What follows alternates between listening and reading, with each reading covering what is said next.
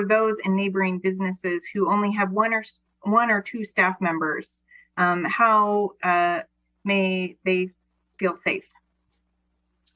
Again, it's all going to be contingent on our staffing as to whether or not we can assist or get area patrols through that area. Right now, we are limited staffing in the area, and we'll try to provide as much additional security as possible, but I don't count on any other resources being allocated to there.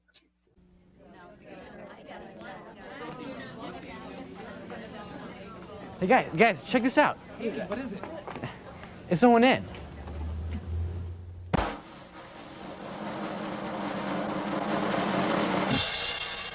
What I'm hearing is if someone from this RV park steals from me, they will just get removed and I won't get my property back.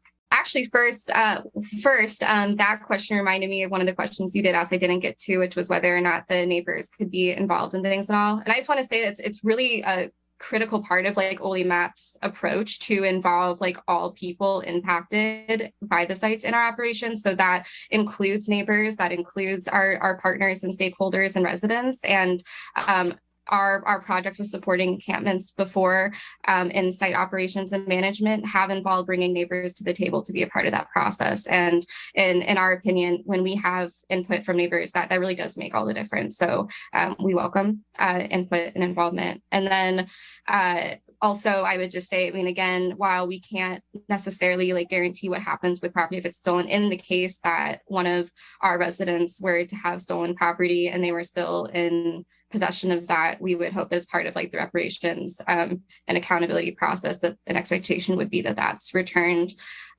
Again, there's only so much control we have over, you know, what happens between when something is stolen and what happens next. But I will say that we have like worked with residents to facilitate the return of property to other like at other sites before. That's something that has happened and that we've been able to successfully do.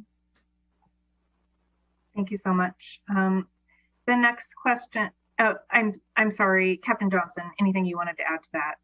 No, it's just that if a crime's reported, we will investigate. An employee of the medical facility across from the hospital spoke at the commissioner meeting Tuesday. She stated that their employees and customers feel unsafe coming and going. These buildings have security and many staff members. How will small neighboring businesses with only one or two staff members and no security feel safe? And it's all going to be contingent on our staffing as to whether or not we can assist or get area patrols through that area. Right now, we are limited staffing in the area, and we'll try to provide as much additional security as possible, but I don't count on any other resources being allocated to there.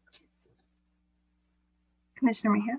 Can I do a follow-up question? Will that change, Captain Johnson, with the three sheriff's deputies that just will be allocated through this budget?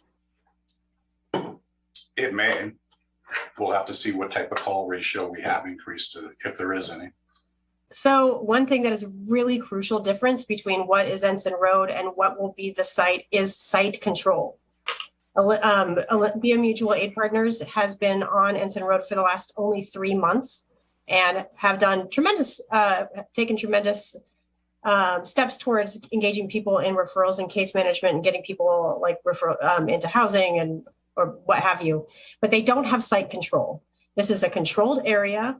It has fencing. They will be controlling who's coming and going at all times. The gates will be shut at all times. They will have eyes on the gate. There will be rules and there will be consequences for not following rules. That is not tenable on a site that is not where there's no site control. And that I would look towards my City of Olympia colleagues towards what that looks like, sanctioned and unsanctioned, like with their Plum Street Village and how that looks for them and how that managed site with a gate with 24/7 supervision and site control looks very different than any encampment in any part of Thurston County.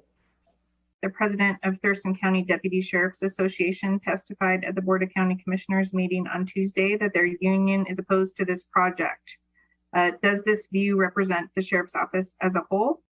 The comments made at the Thurston County Board of Commissioners meeting Tuesday were the opinions of the Thurston County Deputy Sheriff's President.